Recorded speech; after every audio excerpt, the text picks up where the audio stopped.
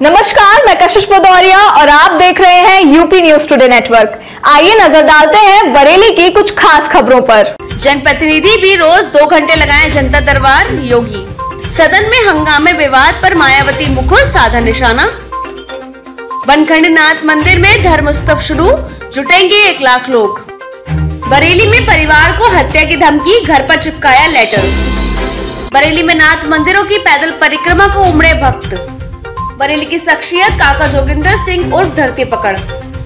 मुख्यमंत्री योगी आदित्यनाथ जनता की समस्याओं का तुरंत निवारण के लिए सख्त रुख अपना रहे हैं। सीएम ने अफसरों की तरह जनप्रतिनिधियों को भी हर रोज 2 घंटे जनता दरबार लगाने के निर्देश दिए हैं। मुख्यमंत्री ने कहा है कि एमपी, एमएलए समेत सभी जनप्रतिनिधि प्रतिदिन 2 घंटे जन सुनवाई करें। उन्होंने अफसरों को हिदायत दी है कि जनप्रतिनिधियों के जरिए प्राप्त होने वाली जन शिकायतों का त्वरित निस्तारण कराकर उन्हें इसकी जानकारी उपलब्ध कराएं। मुख्यमंत्री ने स्पष्ट कहा है कि धर्मस्थलों के लाउड स्पीकर की आवाज धीमी रखी जाए, किसी भी शोभा यात्रा में अस्त्र शस्त्र का प्रयोग न हो, किसी भी टेम्पो स्टैंड, बस स्टेशन पर अवैध वसूली के मामलों में कठोर कार्रवाई की जाए। सीएम योगी इस समय पूर्व यूपी के दौरे पर हैं। खबर मिल रही है कि पूर्वांचल के बाद मुख्यमंत्री कभी भी बरेली समेत पश्चिमी यूपी के दूसरे जिलों की विजिट कर समीक्षा बैठक कर सकते हैं।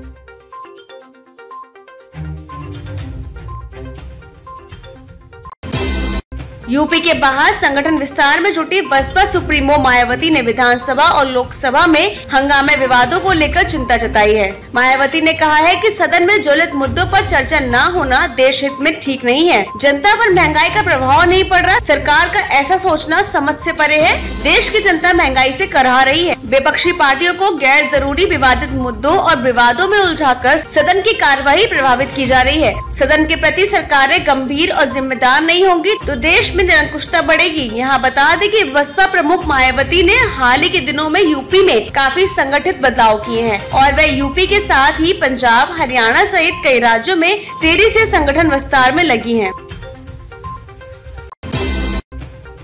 नाथ नगरी बरेली में बाबा बनखंडीनाथ मंदिर में ऐतिहासिक धर्म उत्सव शुरू हो गया है। उत्तराखंड की महिला सशक्तिकरण एवं बाल विकास मंत्री रेखा आर्य व उनके पति साहू राठौर समिति के अध्यक्ष गिरधारी लाल साहू उर्फ पप्पू गिरधारी ने मीडिया को बताया कि बनखंडीनाथ मंदिर में विशाल सरोवर बनाया गया है। सरोवर में स्थापित किए गए 108 शिवलिंग के साथ बगुलामुखी माता व नंदी बाबा की प्राण प्रतिष्ठा की जाएगी। 9 अगस्त तक चलने वाले ऐतिहासिक कार्यक्रम में सैकड़ों साधु संतों के साथ 1 लाख लोगों के जुटने की संभावना है। यहाँ बता दें कि कैबिनेट मिनिस्टर रेखा आर्य और उनके पति पप्पू गिरधारी ने यूपी के मुख्यमंत्री योगी आदित्यनाथ के साथ उत्तराखंड के सीएम पुष्कर सिंह धामी को धर्मोत्सव में शामिल होने का निमंत्रण भी दिया है। ये इस उपलक्ष्य में रखी गई है कि आज जो है बाबा बनखंडीनाथ मंदिर, जो कि बहुत पौराणिक और ऐतिहासिक मंदिर है, इस मंदिर में सावन के माह में शिव का पूजन, 108 शिवलिंगों का पूजन आज आहूत किया गया है। और निश्चित रूप से यह कोशिश है कि अपनी धर्म संस्कृति को हम सब लोग मिलकर बढ़ावा दें। 4 तारीख यानी कि आज से लेकर 9 तारीख तक लगातार कार्यक्रम है। कई हमारे धर्मजन जो है यहाँ आकर अपने संबोधन देंगे, कई गुरुजन यहाँ पर आके अपना संबोधन देंगे।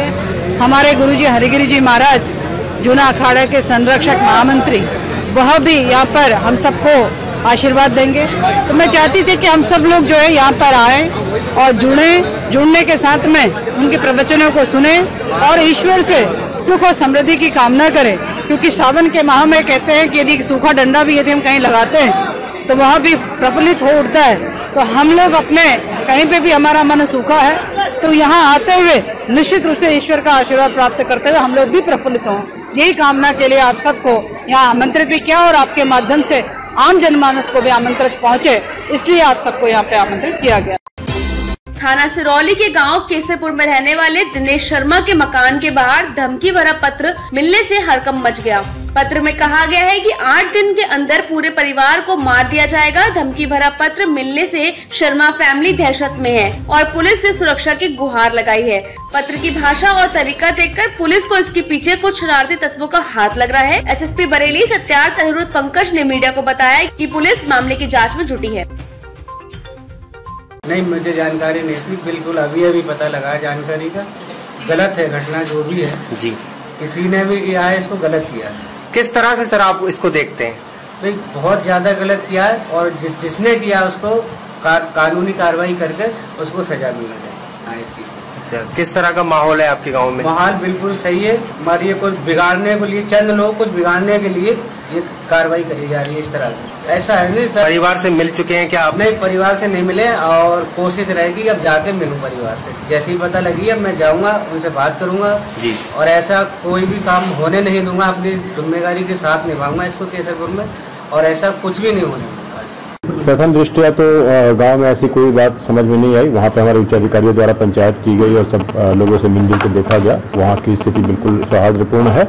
एक व्यक्ति द्वारा बताया गया कि हमारे साथ इस तरह की कोई पर्ची बता दी गई है, तो उस पर अभियोग पंजीकृत किया गया है। लेकिन प्रथम दृष्टया यह मामला संदिग्ध प्रतीत होता है और ऐसा लगता है कि किसी ने जानबूझकर माहौल खराब करने का प्रयास किया।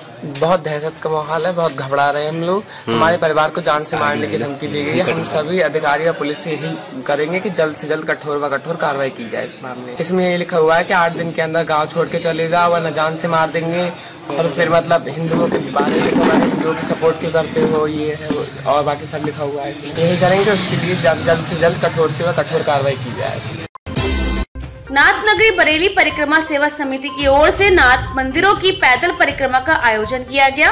राम मंदिर निर्माण मनौती पूर्ण होने पर काशी मथुरा धाम के जीर्णोद्धार की कामना के साथ परिक्रमा की गई। सरयू नदी के पावन जल से त्रिवटीनाथ, बनखंडीनाथ और पशुपतिनाथ आदि मंदिरों में जलाभिषेक किया गया। बाबा भोलेनाथ के जयकारों से माहौल धर्ममय हो गया। पैदल परिक्रमा में महिलाओं, बच्चों ने भी पूरे जोश के साथ बढ़ चढ़कर हिस्सा लिया। पशुपतिनाथ, दोपेश्वरनाथ, तपेश्वरनाथ, मणिनाथ और अलखनाथ मंदिर में पूजा प्रसाद, भोग आरती के बाद प्रसाद का वितरण किया गया।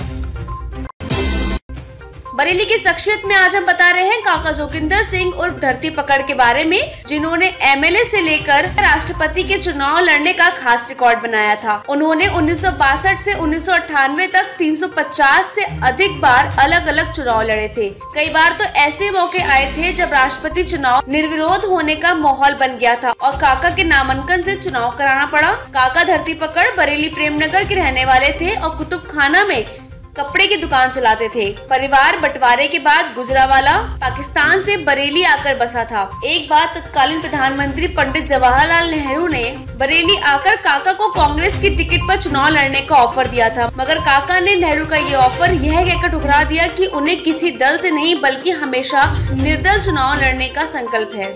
यह बात अलग है कि काका हर बार चुनाव हारते थे, मगर हारने के बाद भी वे राजनीति में शुचिता और सादगी और संस्कारों का संदेश देते थे। 23 दिसंबर 1998 को काका ने दुनिया से अलविदा कह दिया था। आज भी जब देश में चुनाव होता है तो काका जोगिंदर सिंह उर्फ धरती पकड़ जरूर याद किए जाते हैं।